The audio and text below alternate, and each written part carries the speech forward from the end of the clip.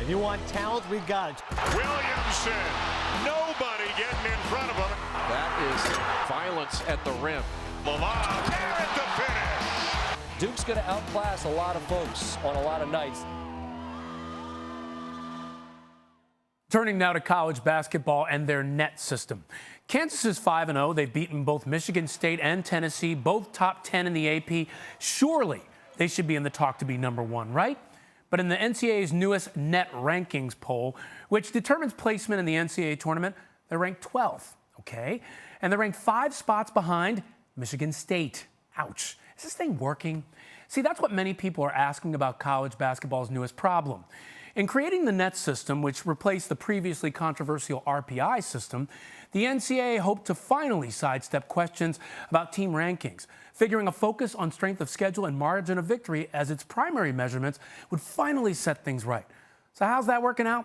Well, Kentucky is ranked 58th after their 34-point loss to Duke. Texas Tech is number 1 despite no wins against top 25 opponents, but with a 50-point thrashing of Incarnate Word. And now critics are lining up to roast the system, like 538.com's Nate Silver, who tweeted, "These are the worst rankings I've ever seen in any sport ever. The NCAA needs to go completely back to the drawing board." Not pulling any punches. You know who else doesn't pull any punches about this new system? ESPN basketball analyst Jay Bilas. Jay, great to have you here. Okay, what are your thoughts on this system? Well, I think it's a little bit too early to be too concerned over this net, and but it's typical of the NCAA that they put something out there without fully considering the impact of it. I mean, NET stands for NCAA Evaluation Tool. First of all, they took an acronym and made an acronym out of it, which doesn't make a whole lot of sense to me.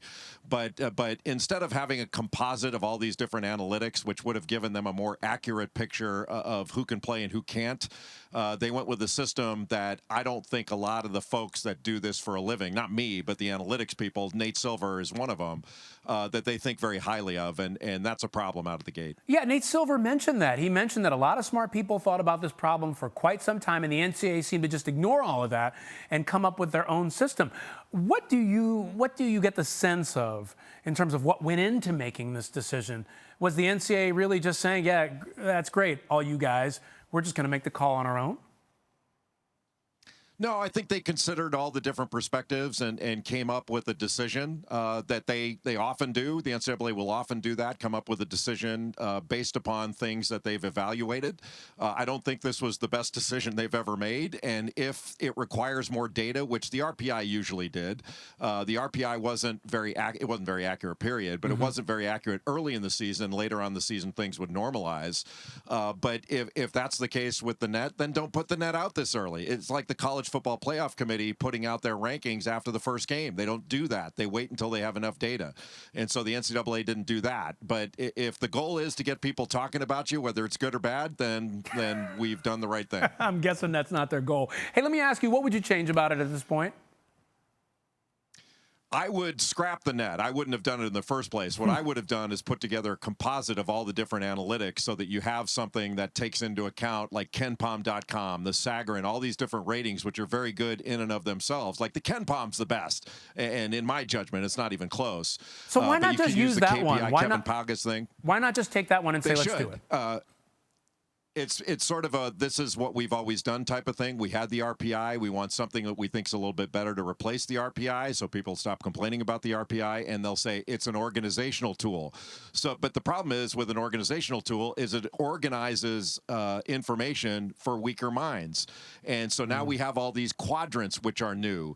And look, there's some good ideas with the quadrants, but it doesn't work overall in my judgment. And I think there are better ways to do this. But right now what we have, Ryan, is a brand new system that very few fans understand. And when they look at the rankings, they go, I know that's not right. I know Ohio State's not the best team. I know Belmont's not the 12th best team. I know Loyola Marymount's not the 10th best team.